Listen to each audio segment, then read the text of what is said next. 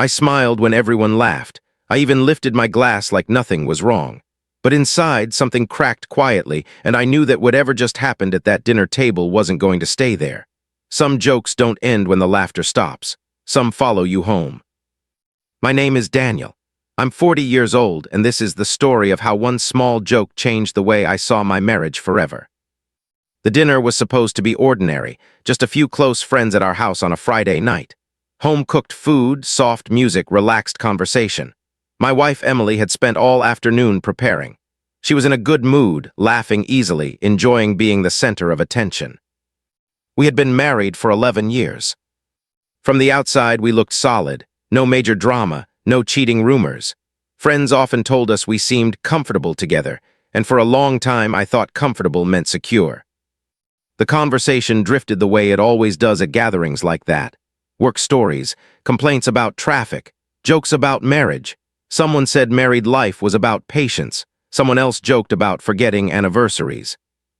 Then Emily laughed and said, "Honestly, marriage works best when you don't ask too many questions." People laughed. I smiled. But the way she said it didn't feel playful. It felt practiced, like a line she'd used before. One of our friends joked back, "That sounds suspicious." Emily waved it off. "Relax, I'm kidding. Daniel's just easygoing."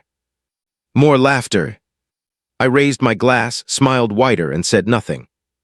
But something inside me tightened. I tried to tell myself I was being sensitive. It was a joke. Everyone jokes, but the feeling didn't leave.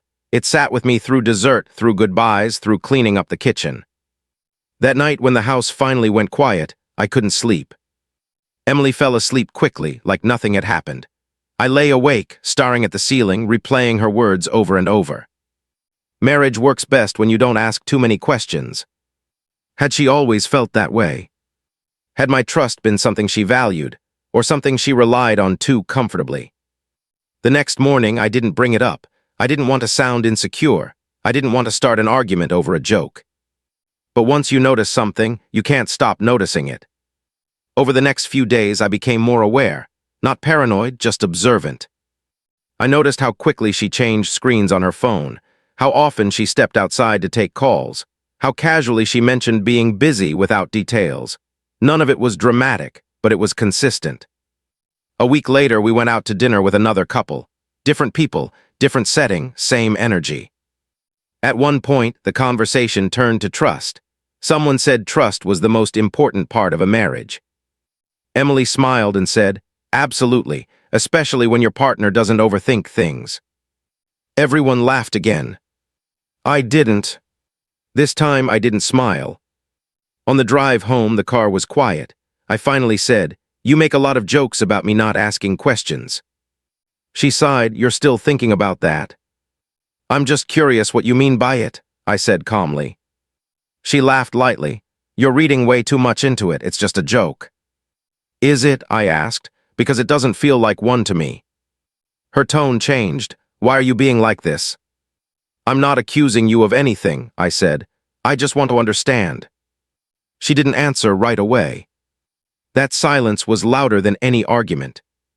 Over the next few weeks, the distance between us grew, not because we were fighting, but because something unspoken was now sitting between us. I found myself second-guessing things I never had before. Not because I wanted to, but because trust had shifted. One evening, she left her phone on the kitchen counter while she showered. A message lit up the screen. Just one line, from a name I didn't recognize.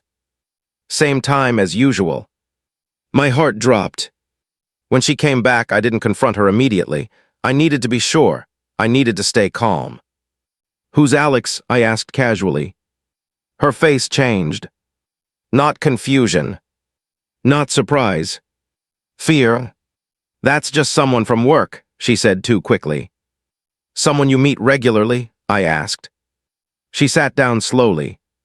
And in that moment, the joke made sense. She admitted it wasn't physical. She said it was emotional, conversations, coffee, attention. She said she never planned for it to go anywhere. She said she never meant to hurt me.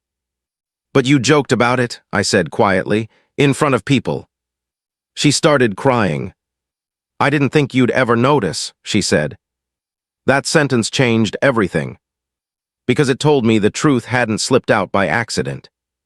The joke wasn't harmless. It was a leak. We tried counseling, we talked, we tried to rebuild trust, but once something shifts inside you, it doesn't reset easily.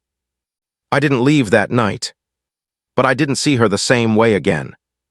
Months later, we separated quietly. No shouting, no public drama, just two people accepting that something important had been lost. Now, when I think back to that dinner, I understand something I didn't before. The joke didn't end our marriage. It revealed where it was already headed. I smiled when everyone laughed. But that night something changed. And once you hear the truth, even disguised as a joke, you can never unhear it.